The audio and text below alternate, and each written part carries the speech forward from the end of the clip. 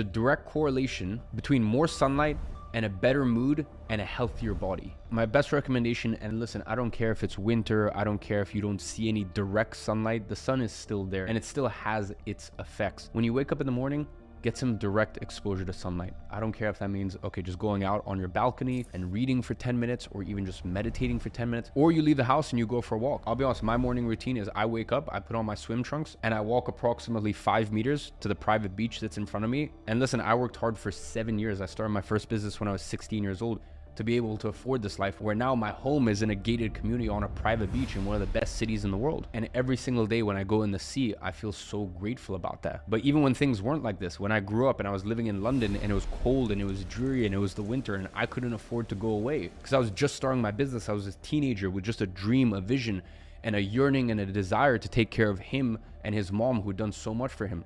That was why I started this whole thing. And the reason I say that is because I was still doing the same stuff back then. Back then, I was still going for a walk in the morning, or once I was able to move into my own place and afford to have a back garden, I would sit in the back garden and have my water and read and have a coffee. So no matter who you are, where you live in the world, there's no excuse to not get direct sunlight first thing in the morning.